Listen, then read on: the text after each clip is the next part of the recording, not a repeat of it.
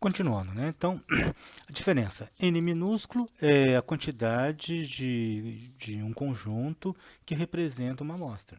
Por exemplo, se eu quero saber a renda média dos alunos do Instituto Federal e eu seleciono apenas uma sala, ou seleciono 20 alunos, não? Então, esse N significa esses 20 alunos que são uma amostra de todos os alunos do Instituto Federal. O Instituto Federal não tem apenas 20 alunos.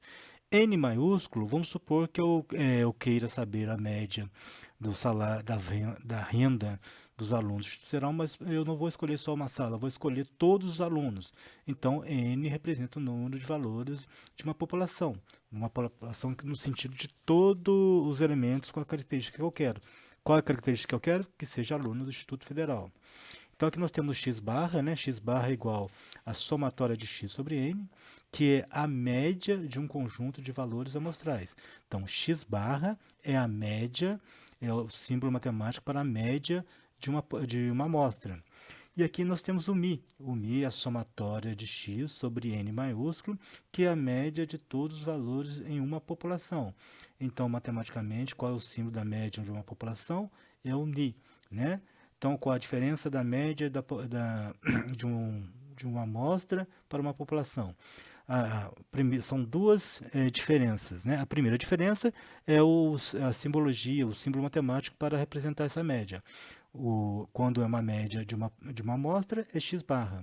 Quando é uma amostra de uma população, é μ.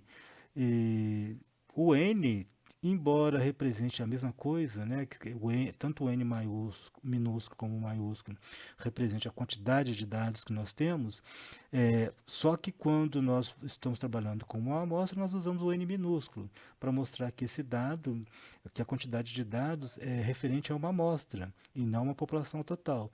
E quando a gente está trabalhando com uma população, a gente usa o n maiúsculo para mostrar que essa quantidade de dados é referente a toda a população. Exemplo 1. Ache as médias destas 5 contagens de palavras para homens. Né? Então, tem aqui 27.531, 15.684. Temos 5 valores. Né? Então, a solução.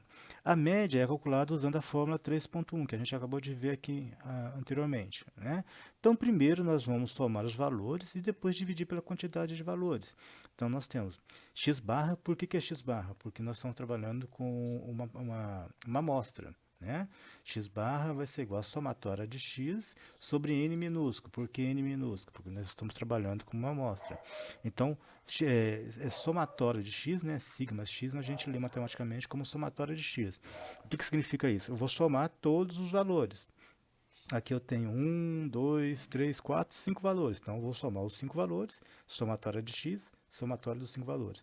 E vou dividir por n. O que é o n? A quantidade de valores. Tem 1, 2, 3, 4, 5. Vou dividir por 5. Então, a média que é dada por x barra vai ser 102.283 dividido por 5, que vai dar 20.456,6. Né? Então, a média no caso aqui deu 20.456,6. Como o x barra, né, ou seja, a média da população foi igual a 20.456,6 palavras, a média das 5 primeiras contagens é de 20.456,6 palavras. Medida de centro. Né? Outra medida de centro é... Desculpa, continuando, não é outra não, ainda é a média ainda. A gente está conversando sobre a média ainda. Eu já estou pensando no próximo slide.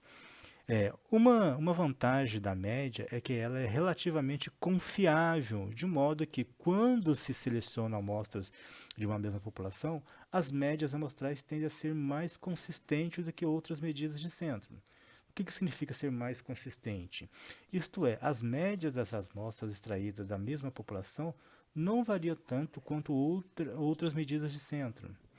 Outra vantagem da média é que ela leva em conta todos os valores dos dados. No entanto, como a média é sensível a cada valor, apenas um valor extremo pode afetá-la de maneira considerável. Né? Vamos ver um exemplo de um valor extremo. Vamos supor que nós estamos querendo saber qual é o rendimento médio dos alunos do Instituto Federal. E vamos supor que a gente selecione uma amostra de 20 alunos do Instituto Federal. Então, o primeiro lá, o rendimento dele é um salário mínimo, o segundo é 2 salários mínimos, o terceiro 1,5, o outro 3 salários mínimos, o outro meio salário mínimo, um não tem nada, o outro 2,5. Aí quando vê aparece um ricaço aqui, né, com 20 salários mínimos. Então a média vai ficar alta. Então, essa medida de centro, a média aritmética, ela é sensível a cada valor. Então, se aparecer apenas um valor alto, ela vai levar a média para cima. Né? Então, aparecendo apenas um ricaço lá com 20 salário mínimo, na hora que tirar a média, vai dar a impressão que todo mundo tem uma média lá de em torno de, sei lá, 4 salários mínimos, enquanto, na verdade, a maioria está em torno de 1,5. Então, isso que significa que a média é ser sensível a cada valor. Então, apenas um valor extremo pode afetá-lo de maneira considerável e não vai representar a realidade, né? Isso que está falando ser sensível. Como a média não pode resistir a mudanças substanciais causadas por valores extremos, dizemos que a média não é uma medida de centro resistente. Aí, aqui que eu queria falar, né? Outra medida de centro é a mediana, né? Diferentemente da média, a mediana é uma medida de centro resistente, porque não se altera muito devido à presença de apenas alguns valores extremos, né? A mediana pode ser considerada como um valor do meio, no sentido de que cerca da metade dos valores no conjunto de dados está abaixo da mediana e metade está acima dela. Então, nesse exemplo que eu coloquei da média, né? Se aparecer um ricaço lá com 20 salários mínimos, não vai alterar a mediana, porque a mediana é o valor do meio. Né? No exemplo, vocês vão entender melhor quando eu colocar o exemplo, o que significa esse valor do meio. A definição que se segue é mais precisa. Definição. A mediana de um conjunto de dados é a medida de centro, que é o valor do meio, quando os dados originais são arranjados em ordem crescente ou decrescente, tanto faz, de magnitude. Né? A mediana é, em geral, representada por x-til, pronuncia x-til. Para encontrar a mediana, primeiro nós temos que ordenar os dados e depois siga um dos dois procedimentos seguintes. Né? Primeiro procedimento, se a quantidade de dados for ímpar, que é a forma mais fácil de calcular a mediana, né? Se a quantidade de dados for ímpar, a mediana será o dado localizado no meio exato do conjunto de dados. Agora, se a quantidade de dados for par, a mediana será encontrada pelo cálculo da média dos dois dados do meio. Vamos pegar um exemplo aqui, ó, a mediana. Né? Acha a mediana para esta amostra de dados utilizado no exemplo 1. Então, vamos lá. Aqui nós temos primeira coisa nós temos que ordenar os dados. Né? É mais fácil colocar em ordem crescente, mas poderia ser em ordem decrescente também. Então, vamos lá, 5.638, 15.000, 25.000, 27.000, 27.000. Então, está ordenado. Agora, como o número de valores é ímpar, a mediana é o número localizado no meio. Então, nós temos 1, 2, 1, 2, quem está no meio? Esse daqui, né? Então, essa é a mediana. Então, é uma coisa mais simples de encontrar a mediana. Vamos supor, aqui, ó, vamos supor que fosse um exemplo de salário mínimo. Né?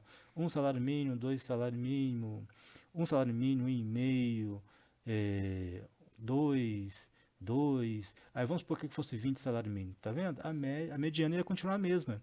Por isso que a mediana ela é mais resistente a valores extremos. Mesmo que eu colocasse aqui uma pessoa com 20 salários mínimos, a mediana ia continuar a do meio, entendeu? Por isso que ela é mais resistente. Agora ficou mais fácil de verificar. A mediana é assim, nesse caso, né, 25.433 palavras. Note que a mediana de 25.433 é diferente da média. A média nós calculamos como 20.456,6.